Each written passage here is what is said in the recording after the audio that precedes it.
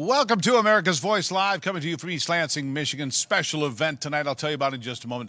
We're getting ready here for a big election event because it is the first day of early voting here in Michigan. I've got my ballot here just so everybody knows today's the first day. So early voting starting all over the country. We've got a big show for you here today in East Lansing. I'm going to tell you that Robert F. Kennedy Jr. will sit down with me for 2 hours tonight live right here on Real America's Voice. We're going to have a discussion about his politics, being a Democrat, leaving the party, and then joining Donald Trump and all the things in between. Plus, making America healthy again, his big new initiative that's attracting a lot of folks. We'll have that right here in 8 o'clock tonight. You'll want to see that. But we're going to get started today with Charles Marino. He's a former Secret Service special agent. The Senate finally releasing its report on the Secret Service failures on July 13th in Butler, Pennsylvania. Charles, I really appreciate you being here. Good to be with you, Steve. All right, you've also written a great book, Terrorists on the Border and in Our Country. Charles, I wonder about everything, and we've got questions, lots of questions, and I'm sure you do as well. There's a look at the book, Terrorists on the Border and in Our Country by Charles Marino. You can find that at all the great retailers. But here's the problem, Charles. A lot of questions remain. What really went on? Now we're hearing that local law enforcement may have shot Crooks before anybody else. Don't know if that neutralized him. Other questions. Yeah. 2 Secret Service agents and 2 local police officers say that a bullet went between them, a bullet that could not possibly have come from Crooks. A lot of questions, in fact, more questions than answers. Is that fair?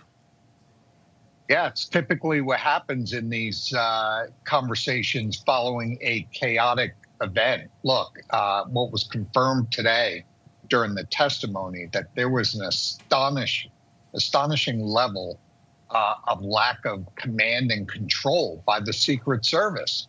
You know, they run the show at these events. They're required to create the overall security plan to make sure it's effectively implemented, to coordinate closely with state and local law enforcement regarding their assignments, areas that are identified during the protective advance process prior to an event taking place that may prevent a threat to the protectees and mitigating those threats. And it's apparent to me that none of these things happened, at least not to my satisfaction, and certainly not to the level to prevent a catastrophic event like we saw on July 13th. Well, and then the second event with Ryan Wesley Routh in Florida apparently staked out Trump for 12 hours. That does not instill confidence in what the Secret Service is doing, what they have been doing. And the Congress, the House and Senate had to get involved to declare that Donald Trump deserved the same protection as Joe Biden. I mean, do you find any of this to be normal or acceptable? Well, let me tell you how I interpreted that bill that's passed the House and will likely pass the Senate. And that is Congress no longer trusts the Secret Service and their discretion regarding the amount of resources that should be put forth with respect to the Democratic or Republican candidates going forward. They have clearly established that they will receive presidential level protection going forward, and that the Secret Service has come up short in that respect. And I think they're right.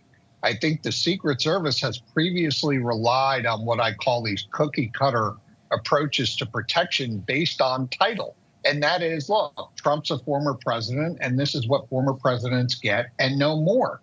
They weren't taking into account the totality of the threats against specific individuals like former President Trump, and that the resources should match the threat and not the title. Former President Trump faces an extraordinarily high amount of threats, just absolutely, not only and I think America agrees with but you. Internationally as well. Well, and that is exactly my point. We have been told through credible sources, through Senator Ron Johnson and others, Hawley of Missouri as well, that there are 2 Iranian kill teams on the ground operating somewhere in America. Maybe it's 2, maybe it's 5. Does it really matter? The fact of the matter, there are foreign adversaries that want Donald Trump dead. Obviously, there are domestic actors that feel the same way. Not only does he need equal protection, he might need more protection. He is literally under the gun every time he goes out, isn't he?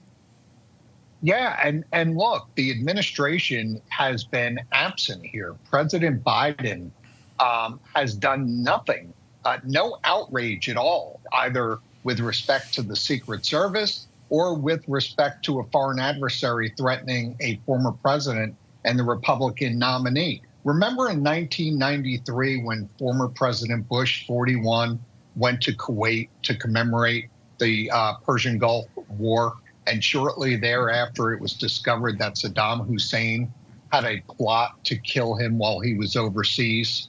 President Clinton launched a cruise missile into the middle of Iraq, killing 18 following that threat. Why is there nothing coming out of this administration towards Iran to put them in their place and say, look, you're over the line here. You will not threaten any political candidate or former president in the United States? Nothing.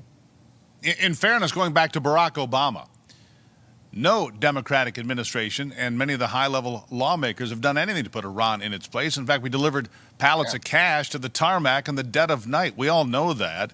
But Donald Trump came out. He was crystal clear. He said, if I were president and a former president or somebody of that stature in our country was threatened by a foreign adversary, I would turn up one of their cities into smithereens and say, that's not the threat that you're going to be allowed to make. And that's why foreign countries, China, Iran, Russia, they fear Donald Trump being back in the White House, I believe, for that very reason. He wouldn't play this game, and it is a game. How can Joe Biden not react? Well, look, I mean, Joe Biden is the appeaser in chief. There's absolutely no deterrence against any of these foreign adversaries for stopping them from what's going on right now. And so now we've got the perfect storm, right? We have no deterrence to prevent Iran from making threats like this and potentially carrying them out. And then you've got this perception based on these last two assassination attempts that it's pretty easy to get close to the former president with a high-powered weapon if you want to.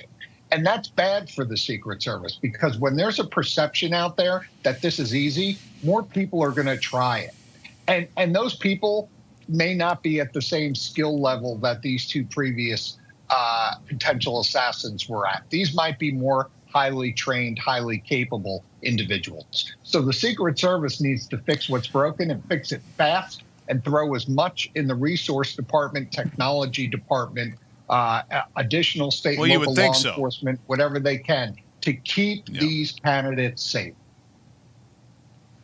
Well, you would think so, but they didn't. Following what happened in Butler, which is inexcusable on several levels, as we learned today, and we learned that it was a local police officer that first may have shot Thomas Crooks, but without a body for an autopsy, more questions are raised, obviously, there. But I can't help but look to that open border, that porous border we have to the south. Who knows who's come in and from what country and with what intent, not only for Donald Trump, but for a Joe Biden or a Kamala Harris or anybody else with their hands on the lever of power. I mean, that is not something that's Republican or Democrat or independent. That's an American problem if our leaders are being targeted and we've let crews into our country that we don't know where they came from, what they're up to, or where they are today at this moment. What would you say to that, Charles? And that's what my book focuses on. The policies of this administration undercuts our entire Homeland Security apparatus. Just think about that.